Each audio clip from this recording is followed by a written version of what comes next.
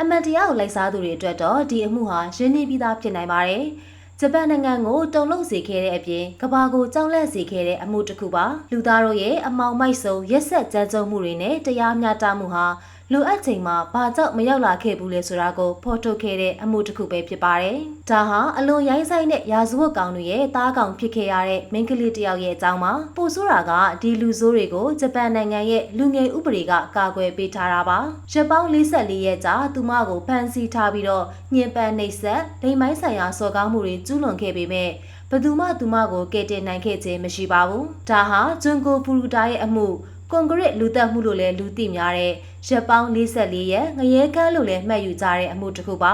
။ဒါပေမဲ့ဒီအပြစ်ကျူးလွန်သူတွေဘာဖြစ်သွားလဲဆိုတာကိုသင်စဉ်းစားဖူးပါသလား။တရားဥပဒေရဲ့အကွဲကြောင်းတွေကြားကလွတ်မြောက်သွားတဲ့ကောင်လေးတွေဘာတွေဆက်လုပ်ခဲ့ကြလဲ။1988ခုနှစ်နိုဝင်ဘာလ10ရက်အာဆာရဲစခန်းရဲ့စုံစမ်းစစ်ဆေးမှုတွေဟာ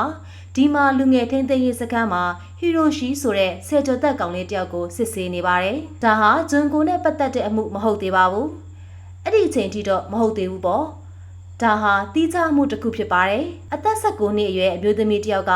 သူမကိုအတ္တမပြုကျင့်ခံရတယ်၊ကိုက်ဖြတ်ခံရတယ်၊လူရက်ခံရတယ်လို့တိုင်ကြားထားပါတယ်။ယာကူဇာနဲ့ဆက်နွယ်မှုရှိတယ်လို့အမြဲပြောလို့ရှိတဲ့ဟီရိုရှီကိုမေးမြန်းနေတာပါ။အရာအလုံးဟာပုံမှန်အတိုင်းပဲထင်ရပါတယ်။ဒါပေမဲ့ရဲအရာရှိတယောက်ကပေါ့ပေါ့တန်တန်နဲ့လူသက်တာမကောင်းဘူးဆိုတာမင်းသိတယ်ဟုတ်။အဲ့လိုမေးလိုက်တဲ့အခါမှာတော့အရာအလုံးပြောင်းလဲသွားပါတော့တယ်။ဟီရိုရှီတောက်ခနဲ့ဖြစ်သွားတယ်။ချွေးတွေတတီတီကျလာတယ်။သူ့မျက်လုံးတွေဟာထောင်ချောက်ထဲမိနေတဲ့တရိတ်ဆန်လေးတစ်ကောင်လိုဟိုဟိုတီတီလှဲ့ကြည့်နေတယ်သူတို့ဘလို့တိသွားတာလဲဘသူကအများပြောလိုက်တာလဲသူဘာမှမပြောခေါင်းမဲညှိပ်ပြတယ်အဲ့ဒီခေါင်းညှိပ်ပြလိုက်မှုတစ်ခုတည်းနဲ့ပဲဘသူမှမမျှော်လင့်ထားတဲ့ကြောက်မက်ဖွယ်ရာအရာတစ်ခုစီကိုဥတီသွားတဲ့တကားပွင့်သွားပါတော့တယ်သူတို့စုံစမ်းနေတဲ့အမှုနဲ့ပတ်သက်ပြီးတော့ဝန်ခံမဲ့အစားဟီရိုရှီဟာတခြားအရာတစ်ခုအကြောင်းကိုလျှို့ဝှက်ချက်တွေစတင်ဖွင့်ဟလာပါတယ်အလောင်းတစ်ခုအကြောင်းတခြားသားကောင်တစ်ယောက်အကြောင်းသူတို့ဘာတွေလုပ်ခဲ့ကြလဲဆိုတဲ့အကြောင်းပေါ့သူမဗမာရှိရဲဆိုတာကိုသူတို့သိအောင်ပြောပြတယ်ရဲတွေဟာသူညွန်ပြတဲ့အတိုင်း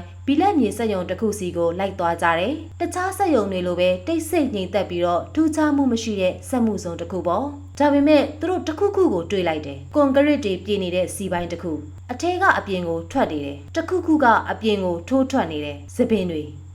ဟုတ်တယ်လူစပင်တွေသူတို့ပုံနီးကပ်သွားတယ်။အနံ့ကသူတို့ကိုတိုက်ခိုက်လာတယ်။အတွင်းထဲမှာတစ်ခုခုပုတ်နေတယ်ကရိန်ကားတစ်စီးကိုခေါ်ယူပြီးတော့အလေးချိန်305ကီလိုဂရမ်ရှိတဲ့စီပိုင်းကိုရဲစခန်းကိုရွှေ့ပြောင်းလိုက်တယ်။သူတို့စီပိုင်းကိုဖွင့်လိုက်တဲ့အခါသူမကိုတွေ့လိုက်ရတယ်။စောင်နဲ့အိတ်နဲ့ထုတ်ထားပြီးတော့ကွန်ကရစ်တွေနဲ့လောင်ထားတဲ့လူခန္ဓာကိုယ်တစ်ခုမတ်လ30ရက်နေ့လယ်ပိုင်းမှာရင်ခွဲစစ်ဆေးမှုစတင်ခဲ့တယ်။အလောင်းရဲ့အခြေအနေဟာအလွန်ကြေကွဲဖွယ်ရာကောင်းလွန်ပါတယ်။ဘလောက်တောင်ပျက်စီးနေလဲဆိုရင်အရင်ကမိန်းကလေးငယ်လေးတယောက်ဆိုတာကိုတောင်မှမှတ်မိဖို့ခက်ခဲပါတယ်။ပုတ်သိုးနေတဲ့အခြေအနေအရသူမဟာ3လနီးပါးလောက်သေဆုံးခဲ့ပြီးဖြစ်တယ်ဆိုတာကိုတွေ့ရှိရပါတယ်။သူမရဲ့ခန္ဓာကိုယ်ဟာဒုက္ခဝေဒနာရဲ့မြေပုံတစ်ခုလိုပါပဲ။သူမရဲ့အယိုးတွေ၊ကြွက်သားတွေ၊အင်္ဂါအစိတ်အပိုင်းတွေအုံနောက်အထိအားလုံးပြင်းထန်စွာနဲ့ပျက်စီးနေပါတယ်။သူမရဲ့ခန္ဓာကိုယ်အလေးချိန်ဟာ35ကီလိုဂရမ်ပဲရှိတော့တယ်။သူမဟာအစာငတ်ခံခဲ့ရတယ်။ညှဉ်းပန်းနှိပ်စက်ခံခဲ့ရတယ်။လူသားအဖြစ်ကနေဖယ်ထုတ်ခံခဲ့ရတယ်။အဆိုးဆုံးကတော့သူမဟာကိုဝန်ဆောင်ထားတာပါဟီရိုရှီရဲ့ဝန်ခံချက်နဲ့မှုကင်းဆိုင်ရာတပ်တွေအထောက်အထားတွေကြောင့်နောက်ဆုံးတော့သူတို့ဟာတားကောင်ကိုဖော်ထုတ်နိုင်ခဲ့ပါတယ်